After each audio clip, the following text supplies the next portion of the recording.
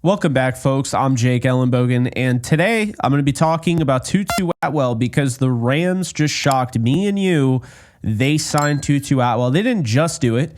I've been sick pretty much all day, so I am just now getting around to covering this. This story is probably about 5 to 4 hours old. So what do we do in this case when I miss out on the first 30 minutes to hour of after a move is done? Well, I give you a little bit more into what this move does, right? So first off, sorry it took so long. Tutu Atwell video should have been up immediately, but like I said, today I've just not been feeling well. So call this my flu game. All right. Before we dive into it, be sure to like, subscribe, and comment. Be sure to follow me on all social media at JKBogan, including Instagram, TikTok, Twitter, and Kick. And in addition to that, just want to let you guys know that today's sponsor is Mando. And you can use my promo code JKBogan to get $5 off their pack.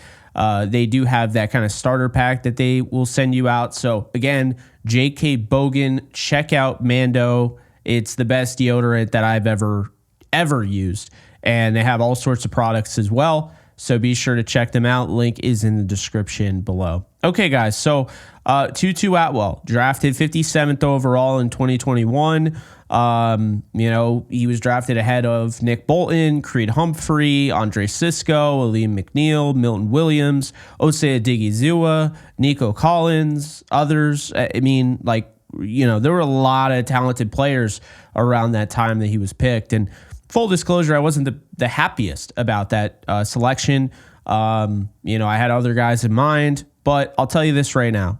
Since he was drafted, I've had the chance to have him on my show. I've had the chance to watch just he's not your stereotypical 5'8", $160 wide receiver. I mean, this guy will play bigger than he is, go up and high point the football, play through contact, block. He does a lot of those things that you don't see in those sprinter speed guys. So I think that's a big thing here when you look at, who Tutu Atwell is as a player. He just offers a lot. He brings a lot to the table, and I just think his route running is underrated. Obviously, the big playability, the speed, the 4.3 speed, everyone knows he has that. But I've always looked at this guy as underrated. He had a season-ending injury in the year they won the Super Bowl. He only had 10 snaps. They also had, Deshaun Jackson. They had Robert Woods, Cooper Kupp, and, of course, Van Jefferson. In 2022, he ends up with 308 snaps. In 2023, 687. In 2024, 425. He has 162 targets in his career, 99 receptions, which is a 61.1 catch percentage. He has 1,343 yards and 4 touchdowns. Now, I want to make this clear. I already made a video on Tutu Atwell on this channel about how the Rams failed him. Okay? Atwell's back at $10 million for 1 year. And there are a lot of people that look at that and say, I don't like that. I don't like the money, whatever. First off, Atwell is worth that money. $10 million in 2025 is a lot different than $10 million when he first came to the league in 2021. So let's first start off by saying that. Okay?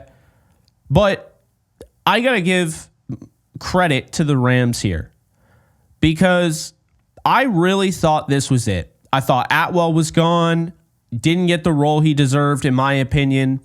And I thought the Rams were done with Atwell, or maybe they wanted him back more than Atwell wanted to come back. But Tutu Atwell is a man of his word because he went on, I think it was week 2 or week 3 of John Johnson's podcast and said, there's no other coach, there's no other place I want to be. I want to sign here. I plan on signing here, all of that. And he ended up doing it. And he signs before free agency, which you love, you have to love. So look, with Tutu Atwell, I think this is really finally the Tutu Atwell fans out there rejoice. Because I think this is finally the moment where Tutu Atwell is respected and is played as an actual starter. Currently on the roster, the Rams have Puka Nacua, Tutu Atwell, Jordan Whittington, Xavier Smith, Quintez Cephas, right? Drake Stoops. So they don't have a ton of wide receivers right now. I don't think Demarcus Robinson is back. I don't think Cooper Kupp is back. Do they add Devontae Adams? one thing's for sure, a team that has struggled with the explosives and the lack thereof, bringing back Mr. Explosive himself and Tutu Atwell is the smart approach. And my feeling, and this has been this since they brought Stafford back, is that 2025 is going to be more of an air it out offense. They want to throw the football. They want to do what they did in 2021. Well, guess what? If they're going to be throwing the ball all over the yard and Matthew Stafford's going to be throwing bombs, who better to run underneath them than Tutu Atwell? I mean, he's a big reason why you won in week 3 against the 49ers. And if you don't win that game, who the hell knows what happens of the season?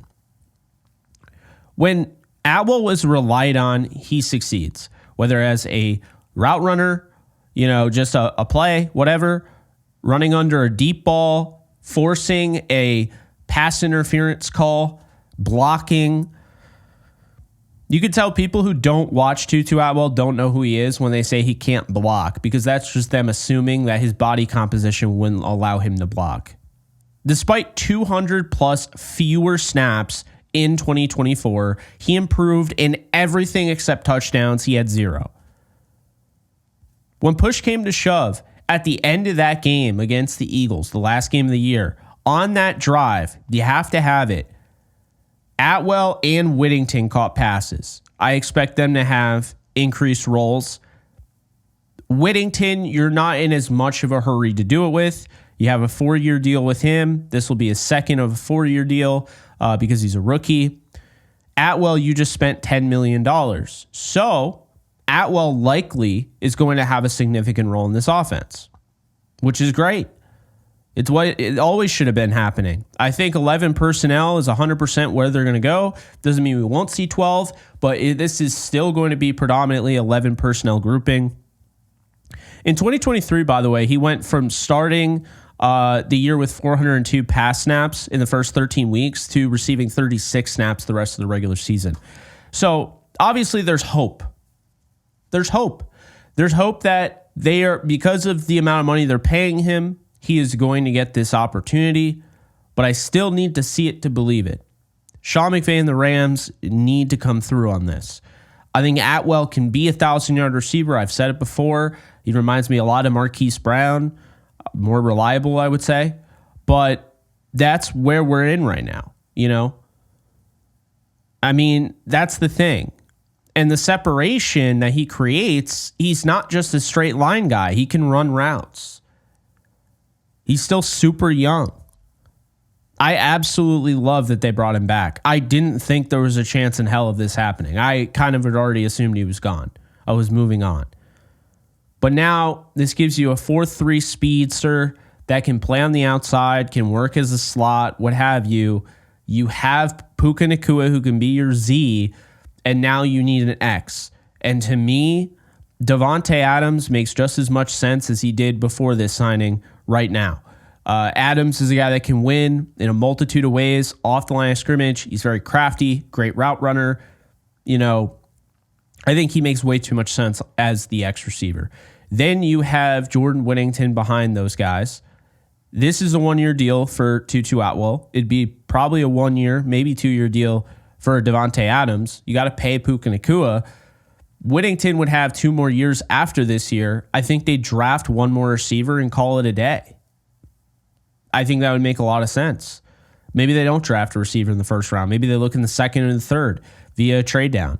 Maybe now, see, to me, you're running out of spots when you sign a guy at a position. And so the Rams, I won't say they're running out of wide receiver spots, but this says a lot. This gives them the flexibility to draft other than a wide receiver in the first round.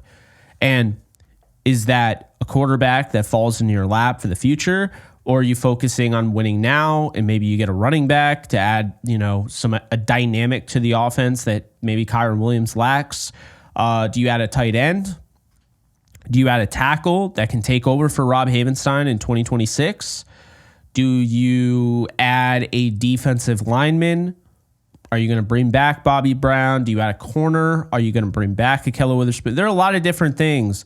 Linebacker, right? So the Rams, in doing this, in signing their own guys like an Alaric Jackson, like bringing back Matthew Stafford, and bringing back a Tutu Atwell, well, now it puts you in the driver's seat to really kind of do whatever you want in the first round of the draft. And I think that's the beautiful thing about free agency, is that if you cover the bases enough, you don't really limit yourself. You don't put yourself in a bad spot where you're kind of stuck like, yeah, I can only do this and this, but you can't do this. And so I think the Atwell move, it makes them more explosive, or keeps them explosive, gives them a valuable weapon to move the chains, gives them somebody that knows the system inside and out.